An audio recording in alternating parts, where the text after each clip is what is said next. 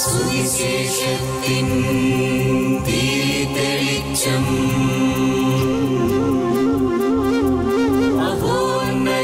മഹോന്നതമാം ആത്മാർപ്പണം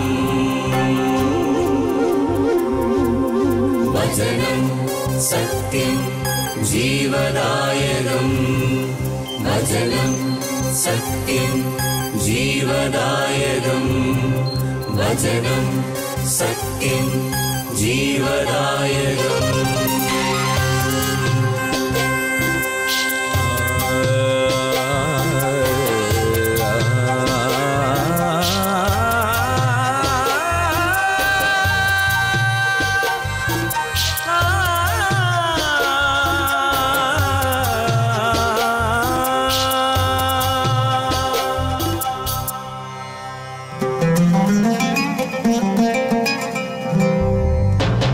അധ്വാനിപ്പവർ തൻ സിരകളിലൊഴുകും ജീവൻ പകരും ദിവ്യഭോജനം.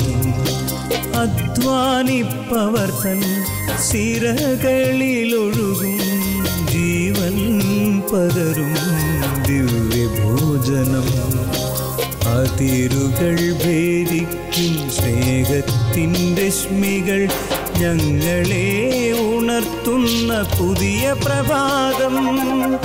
അതിരുകൾ ഭേദിക്കും സ്നേഹത്തിൻ രശ്മികൾ ഞങ്ങളെ ഉണർത്തുന്ന പുതിയ പ്രഭാതം. മന്ന മന്ന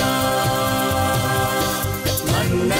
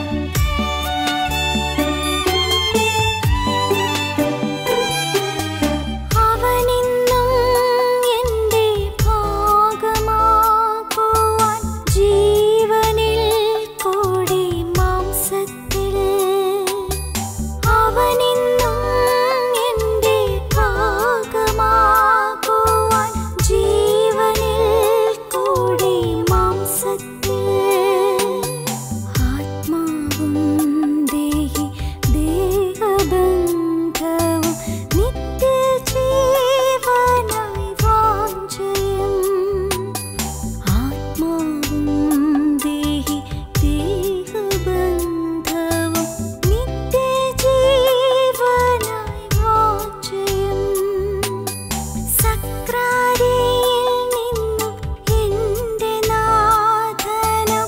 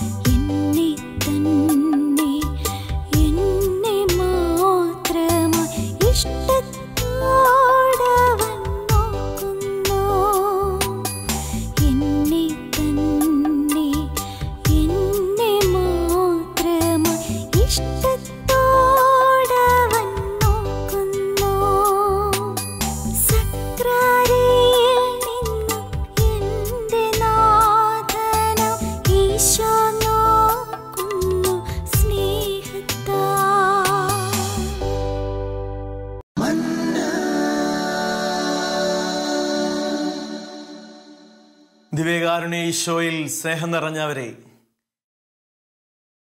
വിശുദ്ധ ലൂക്കായുടെ സുവിശേഷം 14-ാം അധ്യായം 7 മുതൽ 14 വരെയുള്ള തിരുവചനങ്ങളാണ് ഇന്ന് നാം വിചിന്തന വിഷയമാക്കുക. ഒരു വിരുന്നുശാലയിലേക്ക് ഈശോ കടന്നു ചെല്ലുകയാണ്. വിരുന്നുശാലയിൽ അതിഥികൾ തിങ്ങി നിറഞ്ഞ് നിൽക്കുമ്പോൾ അവിടെ ആളുകൾ തിക്കും തിരക്കും കൂട്ടുന്നത് എങ്ങനെ പ്രമുഖ സ്ഥാനത്ത് കയറിയിരിക്കാം എന്നതിനെക്കുറിച്ച് ചിന്തിച്ചുകൊണ്ടാണ്. 1-ാം സ്ഥാനത്ത് കയറിയിരുന്ന് ആദ്യം ഭക്ഷണം കഴിച്ച് ഇറങ്ങിപ്പോകുവാനും പ്രമുഖനാണ് താനെന്ന് മറ്റുള്ളവരുടെ മുമ്പിൽ കാണിക്കുവാനുമുള്ള തത്രപ്പാടിലായിരിക്കുന്നവരെ കണ്ട് ഈശോ ഒരു ഉപമ പറയുകയാണ്. നീ ഒരു വിരുന്നിന് ക്ഷണിക്കപ്പെടുമ്പോൾ 1-ാം സ്ഥാനത്ത് കയറിയിരിക്കരുത്. നിന്നെ വിളിച്ചവൻ ചിലപ്പോൾ നിന്നേക്കാൾ ശ്രേഷ്ഠരായവരെ വിളിച്ചിട്ടുണ്ടാകാം. നിന്നേക്കാൾ ശ്രേഷ്ഠരായവരെ ഇരുത്തുവാൻ വേണ്ടിയിട്ട് നീ പിന്തള്ളപ്പെട്ടെന്ന് വരാം. അപ്പോൾ നിനക്ക് അപമാനം സഹിക്കേണ്ടതായി വരും.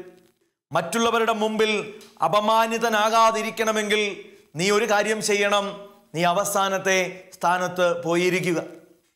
അപ്പോൾ നിന്നെ വിരുന്നിന് ക്ഷണിച്ചവൻ വന്നിട്ട് നിന്നോട് പറയും, സ്നേഹിത, നീ മുൻപോട്ട് കയറി വരിക, നീ ഇരിക്കേണ്ടത് മുൻപിലാണ്, മുൻനിരയിലാണ് എന്ന് പറഞ്ഞ് സകലരുടെയും മുമ്പിൽ അഭിമാനത്തോടുകൂടി കടന്നു ചെന്നിരിക്കുവാൻ നിന്നെ നിർബന്ധിക്കും. അങ്ങനെ മറ്റുള്ളവരുടെ മുമ്പിൽ നിനക്ക് മഹത്വമുണ്ടാകും. ഈശോ ഉപമ തുടരുകയാണ്. നീ ഒരു വിവാഹ വിരുന്ന് നടത്തുമ്പോൾ, ക്ഷണിച്ചവനോട് പറയുകയാണ്, നീ ഒരു വിവാഹ വിരുന്ന് നടത്തുമ്പോൾ നിനക്ക് ഇഷ്ടപ്പെട്ടവരെ, പ്രിയപ്പെട്ടവരെ, ബന്ധുക്കളെ, ചാർച്ചക്കാരെ മാത്രമല്ല വിളിക്കേണ്ടത്. പിന്നെ നീ ആരെ വിളിക്കണം? ആരോരും ഇല്ലാത്തവരെ, കുരുടരെ, മുടന്തരെ, തളർവാദക്കാരെ, രോഗികളെയൊക്കെ വിളിച്ച് ചേർക്കുക.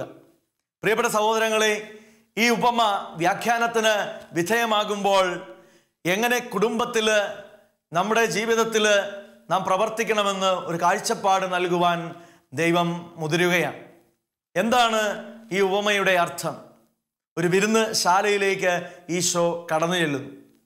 വിരുന്ന് ശാലയിൽ ഒരുപാട് പേരുണ്ട്. അവരെല്ലാവരും ക്ഷണിക്കപ്പെട്ടവരാണ്.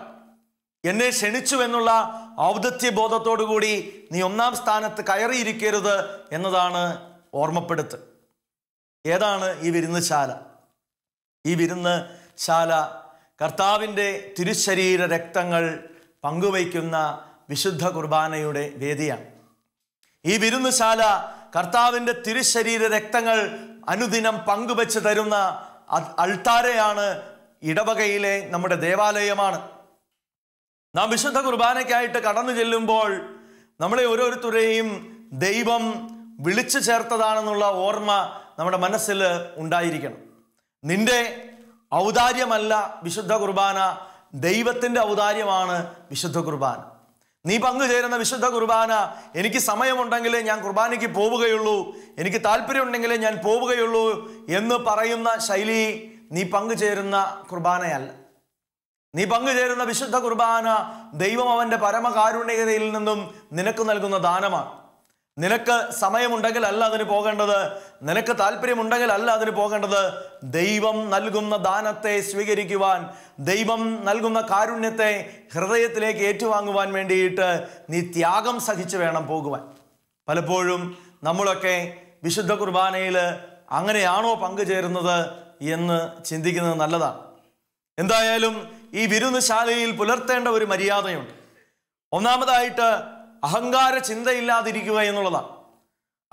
അഹങ്കാര ചിന്തയോടുകൂടിയാണ് വരുന്നതെങ്കിൽ, അഹങ്കാര ചിന്തയോട് കൂടിയാണ് നീ ഈ വിരുന്നിലേക്ക് വരുന്നതെങ്കിൽ നീ ഔദത്യഭാവത്തോടു കൂടി പെരുമാറാൻ തുടങ്ങും. കർത്താവിൻ്റെ കാരുണ്യത്തിൻ്റെ വിരുന്നുമേശയിലേക്ക് പരമകാരുണികനായ ദൈവം നിന്നെ വിളിച്ചു ചേർത്തിട്ട് ഔദത്യഭാവമല്ല നീ അവിടെ കാണിക്കേണ്ടത്. നീ അവിടെ കാണിക്കേണ്ടത് എളിമയുടെ ഭാവമാണ്. അഗാധമായ എളിമയുടെ ഭാവം, അഗാധമായ മനസ്താപത്തിൻ്റെ ഭാവമാണ് നീ അവിടെ കാണിക്കേണ്ടത്. അതാണ് ഇവിടെ വചനത്തിൽ ഈശോ പറയുക, നീ അവസാനത്തെ സ്ഥാനത്ത് പോയിരിക്കുക. ഒരു ദേവാലയത്തിൻ്റെ ചിത്രമെടുത്താൽ അതിൻ്റെ അവസാനത്തെ സ്ഥാനം എന്ന് പറയുന്നത് ഇടവക ദേവാലയത്തിലേക്ക് കടന്നു ചെന്നൊന്ന് നോക്കിയാൽ മനസ്സിലാകും പ്രിയപ്പെട്ടവരെ, അത് മറ്റൊരിടവുമല്ല, കുമ്പസാരക്കൂടാണ്. വിശുദ്ധ കുമ്പസാരത്തിൻ്റെ കൂട് പലപ്പോഴും ദേവാലയത്തിൻ്റെ ഏറ്റവും പിൻഭാഗങ്ങളിൽ ഏറ്റവും പാർശ്വവൽക്കരിക്കപ്പെട്ട് കിടക്കുന്നത് നമുക്ക് കാണുവാൻ കഴിയും. വിശുദ്ധ കുമ്പസാരത്തിൻ്റെ വേദിയിലേക്ക് കടന്നു നിൽക്കുവാനുള്ള നമ്മുടെ മനോഭാവം എന്ന് പറയുന്നത് അഗാധമായ മനസ്താപമാണ്. എൻ്റെ ജീവിതത്തിൽ വിശുദ്ധ കുർബാനയിൽ ഞാൻ പങ്കുചേരാൻ വരുമ്പോൾ ഈ ബലിയിൽ പങ്കുചേരുവാൻ ദൈവമേ എനിക്ക് യോഗ്യതയില്ലല്ലോ എന്ന് ചിന്തിച്ചുകൊണ്ട് കർത്താവിൻ്റെ തിരുസന്നിധിയിൽ എളിമയോടുകൂടി നിന്നുകൊണ്ട് ഇതിനെക്കുറിച്ച് ജീവിതത്തിൽ വന്നുപോയ പോരായ്മകളെക്കുറിച്ച് മനസ്തപിക്കാൻ വേണ്ടിയിട്ട് തയ്യാറെടുക്കുകയാണ്. അവിടെ നിന്ന് നീ അവസാനത്തെ സ്ഥാനത്തേക്ക് പോയി നിൽക്കുക. ഓരോ കുർബാനയ്ക്ക് മുമ്പും അഗാധമായ മനസ്താപത്തോടുകൂടി ഈ ബലിയിൽ പങ്കുചേരുവാൻ, ഈ ബലിയിൽ പങ്കാളിയാകുവാൻ എനിക്ക് യോഗ്യതയുണ്ടോ എന്ന് ചിന്തിച്ചു നോക്കേണ്ടതുണ്ട്. യോഗ്യതയില്ല എങ്കിൽ നീ പോകേണ്ടത് അവസാനത്തെ സ്ഥാനത്തേക്കാണ്. നിനക്ക് യോഗ്യതയുണ്ട് എന്ന് പറഞ്ഞുകൊണ്ട് ഒന്നാം സ്ഥാനത്ത് കയറി നിൽക്കാനല്ല, അഗാധമായ എളിമയോടുകൂടി അവസാനത്തെ സ്ഥാനത്ത് പോയി നിൽക്കുവാനാണ് നീ ശ്രദ്ധിക്കേണ്ടത്. വിശുദ്ധ കുർബാനയുടെ വിരുന്നുമേശയിൽ നിന്നും മനസ്താപത്തോടുകൂടി അവസാനത്തെ സ്ഥാനത്ത് പോയി നിൽക്കുന്ന നിന്നോട് വിളിച്ചവൻ വന്നിട്ട് പറയുന്ന വാക്കുകളുണ്ട്. വിളിച്ചവൻ ഈശോയാണ്. വിരുന്ന് നടത്തുന്നവൻ തൻ്റെ ശരീരവും രക്തവും മുറിച്ചു നൽകുന്ന ഈശോ മിശിഹായാണ്. അവൻ ഇറങ്ങി വന്നിട്ട് നിന്നോട് പറയും, സ്നേഹിത, നീ മുൻപോട്ട് കയറി വരിക. തിരുവചനത്തിൻ്റെ താളുകളിൽ നമ്മൾ വായിച്ചു പോകുമ്പോൾ തിരുവചനം നമ്മളെ ഓർമ്മപ്പെടുത്തുന്നുണ്ട്, ഈശോ സ്നേഹിത എന്ന് വിളിക്കുന്ന ഒരു രംഗം യൂദാസിൻ്റെ മുൻപിൽ ഒറ്റിക്കൊടുക്കപ്പെടാൻ വേണ്ടിയിട്ട് നിൽക്കുന്ന രംഗമാണ്. ഗത്സമനിയിൽ യൂദാസ് തന്നെ ഒറ്റിക്കൊടുക്കുവാൻ വരുമ്പോൾ ഈശോ അവനോട് ചോദിക്കുകയാണ്, സ്നേഹിത, മനുഷ്യപുത്രനെ നീ ചുംബനം കൊണ്ടാണോ ഒറ്റിക്കൊടുക്കുന്നത്? സ്നേഹിത എന്ന് വിളിച്ച് അഭിസംബോധന ചെയ്തുകൊണ്ട് യൂദാസിന്റെ വഞ്ചനയെക്കുറിച്ചുള്ള പരാമർശം ഈശോ നടത്തുകയാണ്. പ്രിയപ്പെട്ടവരെ, ഞാനും നിങ്ങളുമൊക്കെ ദൈവത്തെ വഞ്ചിക്കുന്ന നിമിഷങ്ങളാണ് പാപത്തിന്റെ നിമിഷങ്ങൾ. വഞ്ചനയുടെ ചുംബനം കൊണ്ട് ദൈവസ്നേഹത്തെ തള്ളിപ്പറഞ്ഞ നിമിഷങ്ങളാണ് പാപത്തിന്റെ നിമിഷങ്ങളെങ്കിൽ ഓർക്കുക, നീ അഗാധമായ മനസ്താപത്തോടുകൂടി അവസാനത്തെ സ്ഥാനത്ത് പോയി നിൽക്കുമ്പോൾ അവൻ നിന്നെ അഭിസംബോധന ചെയ്യുന്നത് സ്നേഹിത എന്ന് വിളിച്ചുകൊണ്ടാണ്. സ്നേഹിത, നീ മുൻപോട്ട് കയറി വരിക എന്ന് പറഞ്ഞുകൊണ്ട് ഈശോ നിന്നെ സ്നേഹത്തോടുകൂടി കൂട്ടിക്കൊണ്ടുവരികയാ അവൻ്റെ വിരുന്നുമേശയിലേക്ക്.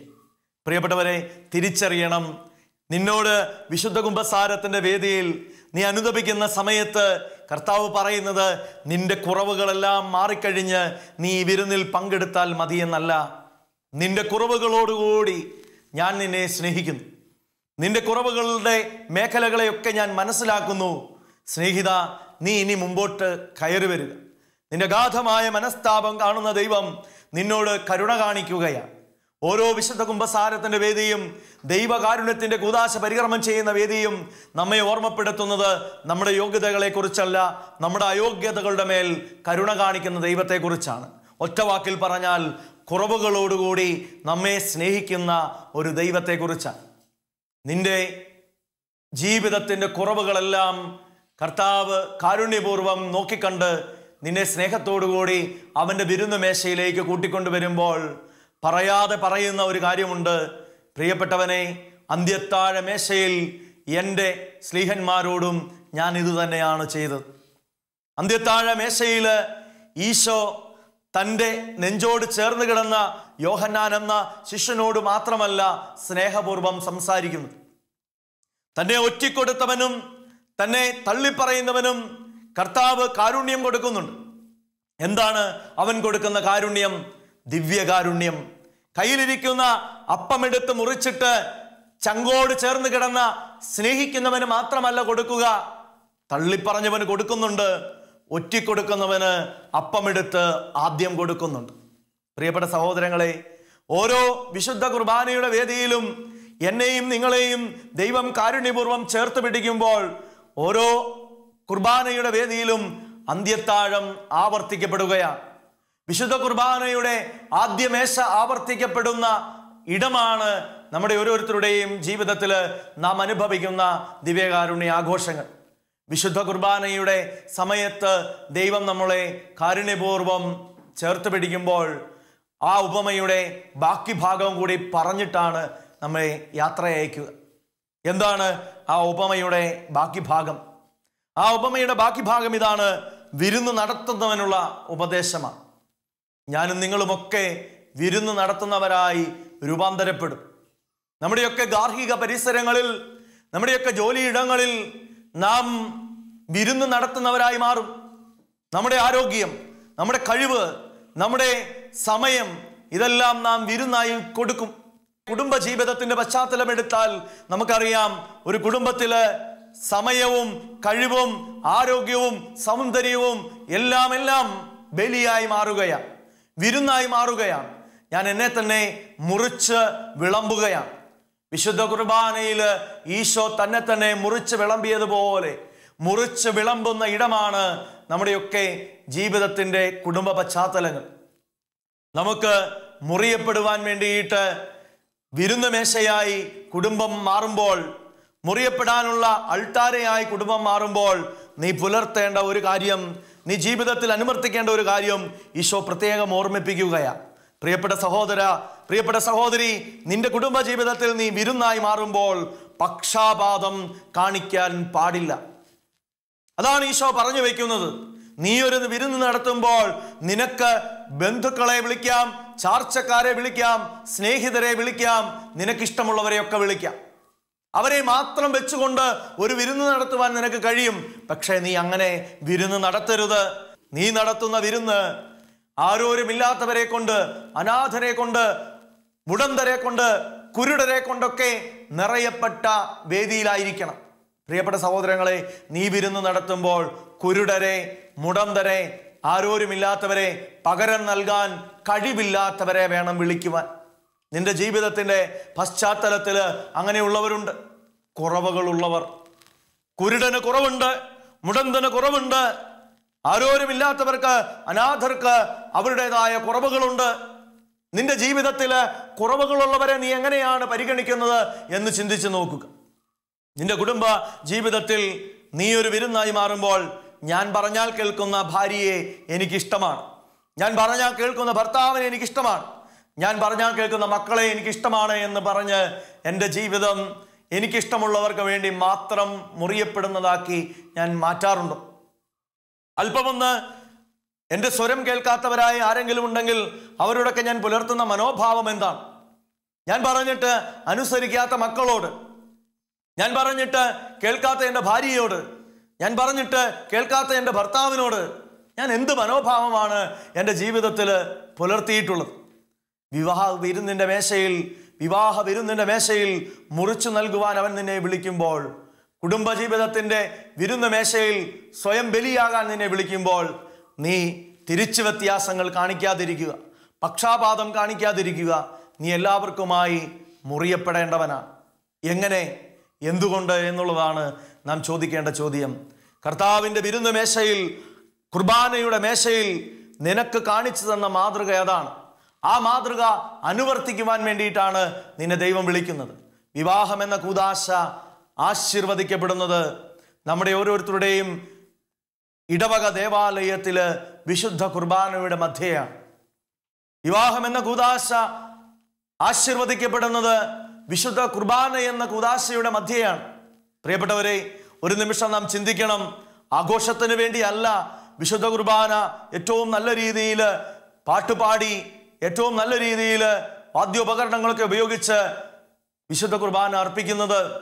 ആഘോഷത്തിന് വേണ്ടിയല്ല വിശുദ്ധ കുർബാന വിവാഹം എന്ന കൂദാശ പരിക്രമം ചെയ്യുമ്പോൾ അർപ്പിക്കപ്പെടുന്നത് ഒരു ഓർമ്മപ്പെടുത്തലാണ്.